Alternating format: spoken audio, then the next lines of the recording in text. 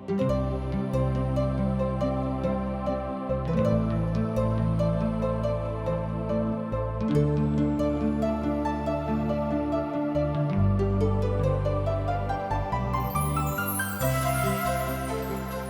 सब TWR India से प्रसारित कार्यक्रम जिंदगी के राह देखतनी। ई एगो सोचल विचारल ढंग से बाइबल की पुस्तकन का अध्ययन हवे। ए कार्यक्रम का उद्देश्य है कि संसार के बनावे वाले परमेश्वर की उद्देश्य के जानी और उनके इच्छा के अनुसार चल सकें। यही उद्देश्य के साथे हम ई कार्यक्रम आप खातिर हाजिर करतनी। कृपा करके देखी और सुनी ताकि परमेश्वर आपकी जिंदगी का रास्ता बतावे वाला ठहरस।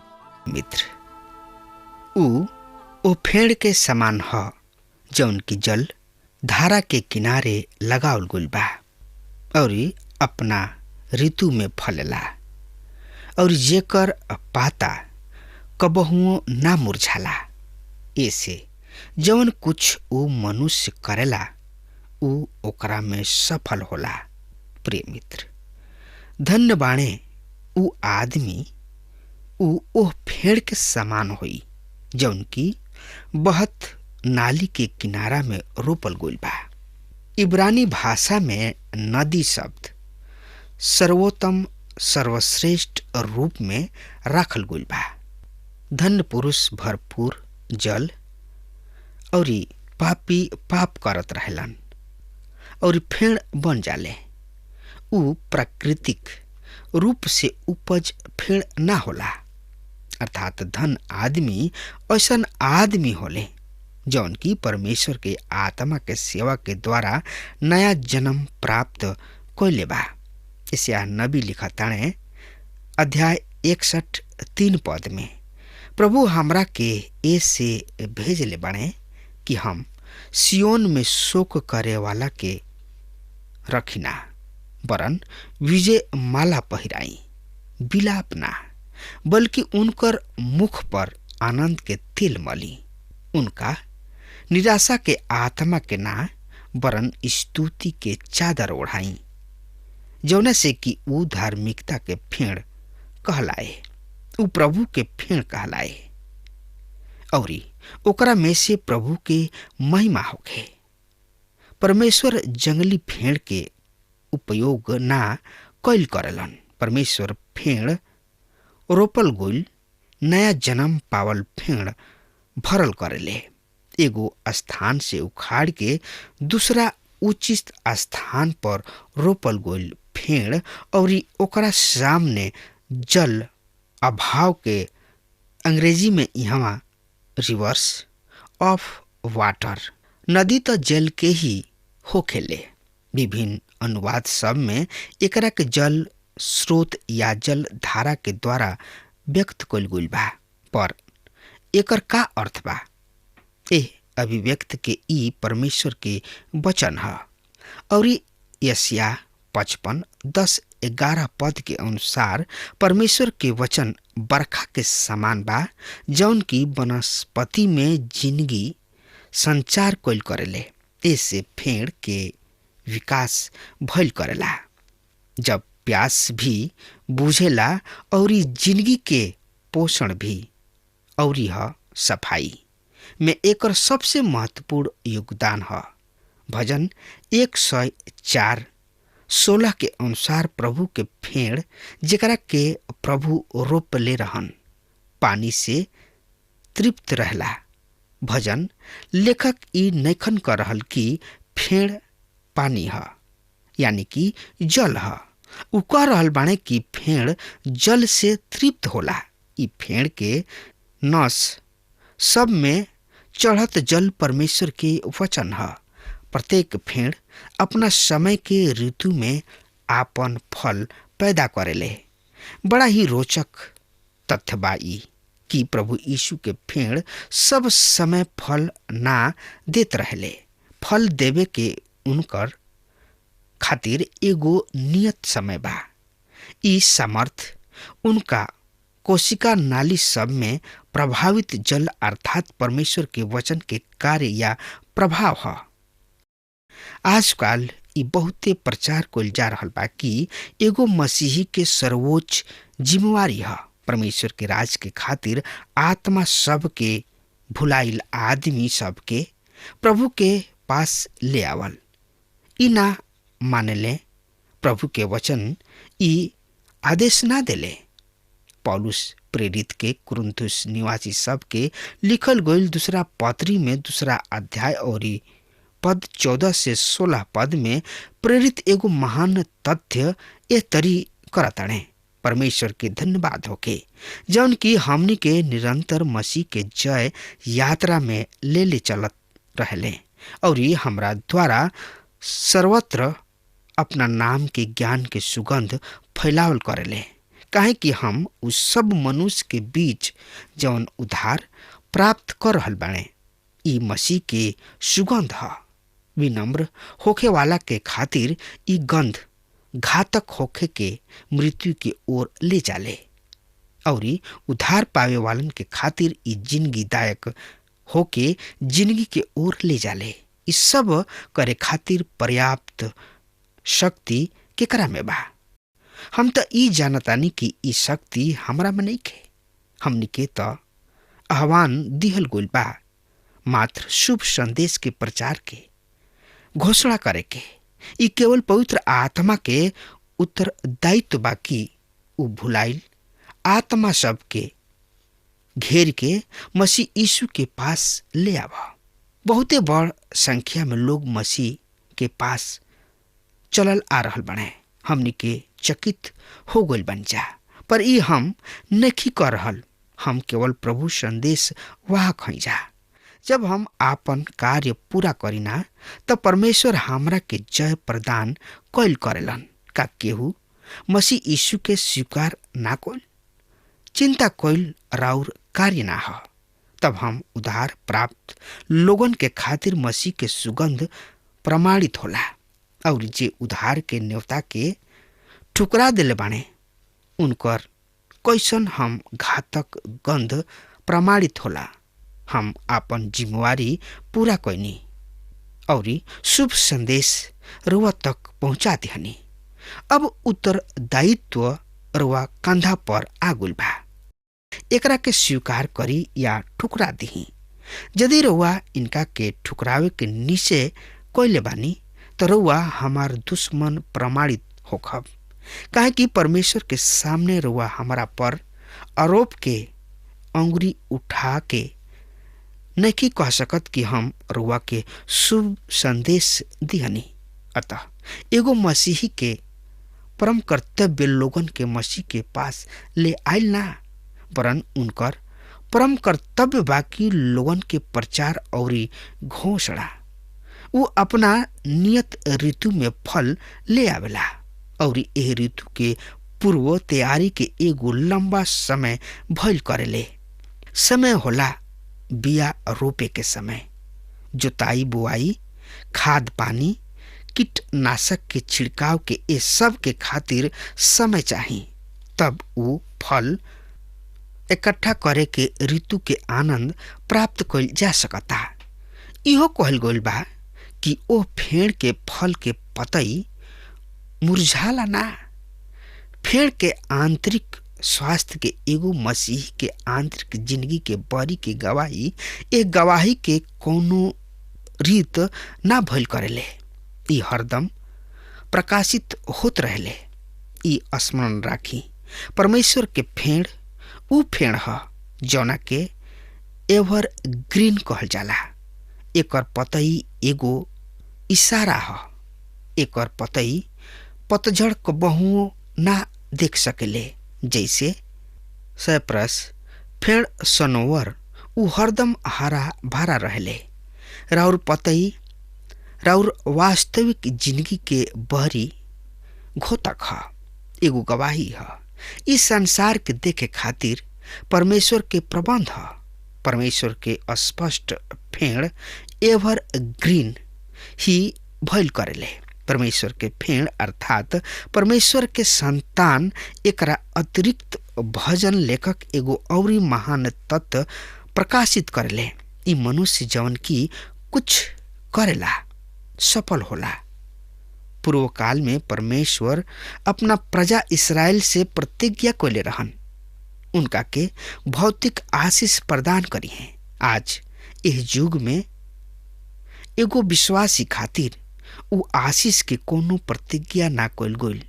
यदि ई आशीष आज रउआ किने बा तो रउआ परमेश्वर के धन्यवाद दी कि उ प्रतिज्ञा करले बिना रउआ एह आशीष में सम्मिलित कर लेले बाड़े। प्रभु के एगो महान भक्त के उद्गार सुनी सुंदर भइल करले उ समृद्धि जवन की रउआ प्राप्त कर रहल बानी प्रभु के साथ चाहला के द्वारा पर शून्य के अंक के कबहुओ विस्मृत मत करी।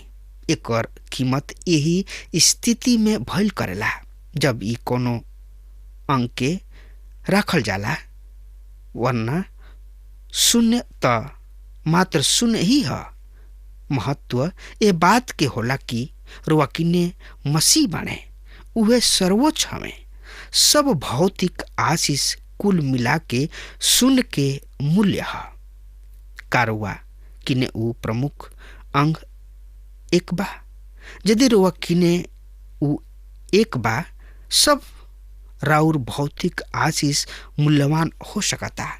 तब रुआ एगो के आगे 7 गो शून्य भी जोड़ सकतानी और बन सकतानी करोड़पति। तब वो रुआ धन पुरुष बन सकतानी। ई कभी मत भूली कि परमेश्वर इस युग के खातिर कोनो भी भौतिक आशीष के प्रतिज्ञा ना कइलन। अब हमने के कुछ देर विचार करी जा। धन पुरुष के स्थामिकता के विषय कृपया ध्यान दी। यहाँ धर्मी सबके सटीक चित्रण है। दुष्ट जन ऐसा ना भइल करलन। उ पवन द्वारा तिरछाई भूषा के सदृश्य है। न्याय के दिन दुष्ट ना बिकी हैं। पापी सबके धर्मी सबके सभा में स्थान ना मिली। 2 गो आदमी 2 गो राह और 2 गो नियत। एगो है अन्हार गली और एकर अंत मात्र मृत्यु है। दूसरा है जिंदगी के राह। परमेश्वर यहाँ उचित अनुचित उपयुक्त अनुपयुक्त में भेद स्पष्ट कर रहल बाड़े। इस युग में ऐसा बहुते परिस्थिति आवेले जेकरा में उचित अनुचित के निर्णय असंभव हो जाला। परमेश्वर अत्यंत स्पष्ट हमें उनकरा हर पीढ़ी के विचारधारा और दर्शन के समान परिवर्तन ना होत रहले। लेखक ई कह रहल बाड़े काहे कि प्रभु धर्मी सबके मार्ग जाना ताड़े, पर अहंकार या अधर्मी अपना आचरण के कारण नष्ट हो जाले। ई नष्ट होके के अर्थ हुई खो गइल। ई दर्शावला अंतियता या निर्णयात्मकता। अधर्मी हरदम के खातिर खोजई हैं। नीति वचन अध्याय 10 पद 28 में लेखक प्रकट करताड़े धर्मी सब के भविष्य आनंदमय है। कुछ दुष्ट सब के आशा व्यर्थ हो जाले। मती के शुभ संदेश अध्याय 7 पद 13 और 14 में प्रभु प्रेममय आदेश देले। सकरा राह से घुसा, चौड़ा है उ फाटक यानी कि राह, और विस्तृत है उ राह जौन की विनाश के ओर ले जाला। ओकरा पर चले वालन के संख्या बड़ बा, पर जवन सकरा बा उ राह और संकीर्ण बा उ राह जौन की जिंदगी के ओर ले जाला। जे केहू के पावेलन उनकर संख्या थोड़ा बा। चौड़ा राह कीप के तरी बा। रुआ एकरा में चौड़ा द्वार से घुसिना और आगे बढ़त उ सकरा और अधिक सकरी होत जाले और रुआ एकरा से होके मृत्यु तक पहुंच जाइना। पर मसीह के साथ रुआ सकरा राह पर चले शुरू करेलन जौन की खुद राह, सत्य और जिंदगी हमें। जब रुआ आगे बढ़तानी राह चौड़ा होत जाला और आखिरी में रुआ जिंदगी में प्रवेश कर जाइना। मित्र, यूहन्ना अपना शुभ संदेश के अध्याय 10 पद 10 में मसीह यीशु के एह तरी उल्लेख एह तरी से कर रहल बाने। प्रभु यीशु कहले, हम ऐसे आयल बानी कि उ जिंदगी प्राप्त करे और प्रचुरता से प्राप्त करे। ये पहला भजन में ऐसन जिंदा फोटो है एगो धर्मी आदमी के। भजन संहिता के किताब में शुभ व्यक्ति विनाश के या प्रबंध स्पष्ट ही देखल जा सकता। पहल का भजन प्रकाशित कल गोल एगो सिद्ध और धन आदमी के यह फोटो है, एगो विद्रोही आदमी के। भजन 2 में हम एह विभाग के भजन संहिता में मूसा के पहला किताब उत्पत्ति के नाम दिहल गोल बा। इस समानता चकित क देवे वाली है। उत्पत्ति की किताब शुरू होला एगो सिद्ध आदमी आदम के पृष्ठभूमि है, अदन के बगीचा।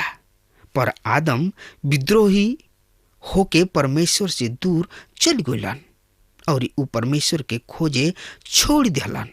अब उ ई क्षमता ही खो दिहलन। वहाँ भजन 2 में आदम के संतान के वर्णन बा, मानव जाति के। इस युग के नाटक भी कहल गइल बा। ई घटना के क्रम के परिणाम सब के एगो घोषणा है। आज भी विश्व में ई शक्ति बहुते क्रियाशील बिया। नाटक के अपेक्षा ई भजन टीवी कार्यक्रम जैसन लागता। कुछ ऐसना मानो एगो टीवी कैमरा पृथ्वी पर केंद्रित बा और दूसरा सड़क में। ऐसने ही कुछ ओ समय में भइल रहे। अमेरिकी अंतरिक्ष यान चंद्रमा तल पर उतरल रहे और वहां से चित्र पृथ्वी पर भेजल गइल। राष्ट्र सब में खलबली काहे मचल बा? विभिन्न देश व्यर्थ जाल काहे फैलावेलन? उ यहूदी क्रुद्ध काहे बाणे और यहूदी काहे व्यर्थ बात के बचपना में लागल बाणे? व्यर्थ अर्थात खोखड़ यानी कि खोखली। ये खोखली कल्पना के कारण सब राष्ट्र बहुते क्रुद्ध हो उठल बा। परिणाम स्वरूप उ एगो विशाल जन समूह के रूप में एगो आंदोलन में जुट गइल बा। एगो विशाल विरोधी रैली जेकर लक्ष्य कबहुओ पूरा ना होई। एगो निरर्थक एगो खोखड़ कल्पना सब मानवता के एकजुट क देले बा। का हो रहल बा? ई सब पृथ्वी के राजा विद्रोह करलन। उ प्रभु तथा उनका मसीह के विरुद्ध जाल रचलन। राजा अर्थात विभिन्न प्रकाशक तथा धार्मिक नेता न केवल उच्च पद पर बैठल बाणे बल्कि जन समूह भी कुछ पड़ल बाड़े विरोध अभियान में। पर ई सब विरोध है जेकरा विरोध में, जी हाँ, प्रभु और प्रभु के मसीह के विरोध में। प्रभु यीशु मसीह अर्थात प्रभु के अभिषिक्त समस्त विधि परमेश्वर और परमेश्वर के अभिषिक्त अर्थात मसीह के विरुद्ध एकजुट हो गइल बाणे। ई आंदोलन शुरू कब भइल? ई पवित्र शास्त्र में स्पष्ट कहल गइल बा। पवित्र शास्त्र ही पवित्र शास्त्र के सर्वोत्तम व्याख्या है और एक और स्पष्टीकरण नया नियम में प्रेरित कार्य के किताब में पावल जाला। अध्याय 4 ई ओ समय भइल जब नया कलीसिया के विरुद्ध अत्याचार हो चुकल रहे। पतरस प्रेरित और यूहन्ना कलीसिया के पास लौटले कि उनका के एह विषय में विस्तार पूर्वक सूचना दे सके। इस सुन के सब प्रेरित एकजुट हो गइलन। इस सुन के उन्हें लोग एक साथ ऊंचा आवाज में परमेश्वर के स्तुति कैले। उन्हें लोग कहले, स्वामी, तू ही आकाश और पृथ्वी, समुद्र तथा एकरा में जवन कुछ बा सब के सब तोहार ह। सब के सृष्टिकर्ता तू ही हवा।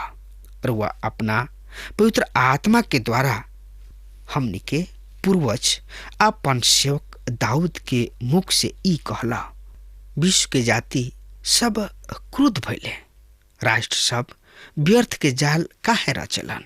प्रभु के और उनकरा मसीह के विरोध में पृथ्वी के राजा उठ खड़ा भइले और शासक गण एगो स्थान पर इकट्ठा भइले। प्रिय मित्र, अब हमार समय खत्म हो रहा बा, तब तक खातिर रुआ हमरा के आज्ञा दी। परमेश्वर रुआ के बहुते बहुते आशीष देसु। आमीन।